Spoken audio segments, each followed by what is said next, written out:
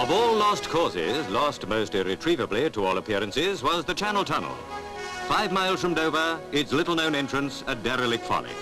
Inspector Arnold, every week for the last 7 years, has, like his predecessors, examined the tunnelling remaining intact since it was begun back in 1880.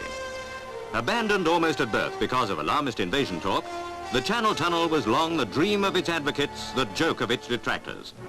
Now the project is revived as something much wanted, thoroughly practicable.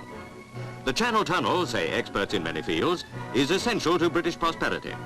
For those special steamers now ferry trains and cars over the Straits of Dover, delays are such as cannot be tolerated in this day and age.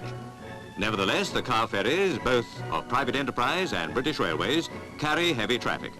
And of passengers, railway steamers annually take more than 2 million to and fro. Unfortunately, as many travellers know only too well, gales keep traffic harbour-bound in Dover some days every year. Science can nowadays determine the nature of the seabed by high-frequency sounding waves, making it unnecessary to build a pilot tunnel. Passengers to whom minutes matter will still go by air. Indeed, air traffic might be increased by the tunnel, which would enormously build up all-round trade. In Paris is the headquarters of the Suez Canal Company.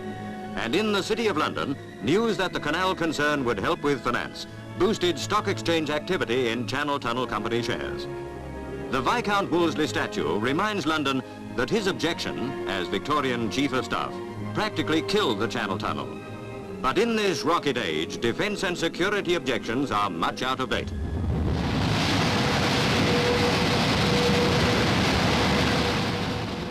At number 10, the Prime Minister, knowing that Britain may join the European Common Market, welcomes House of Commons' interest in the Channel Tunnel. We interviewed the chairman of the Parliamentary Committee, Mr L.W. Teeling. So, what are the chances of this project going through, and why do we have to have a Parliamentary Committee? Well, the chances look brighter now than they've ever looked before. Now, if it's going to be profitable, then money will be easily found privately. But if it is possible, it's going to be found that it's practicable, that it's wanted, but that it'll cost too much money. And then the Parliamentary Committee will come in there, because we will have to get both the French and the British governments to do some subsidizing. Will the controlling interests remain in the hands of the British and the French? Definitely yes. And the British Parliamentary Group and the French Parliamentary Group will probably see to that in case there's any question of outside money. But of course there will also be the possibility of a certain amount of American money coming in. The vast bulk of traffic between Britain and the continent will continue to be seaborne even under the common market. But in an increasingly competitive world in which quick delivery is all important, the tunnel would be invaluable.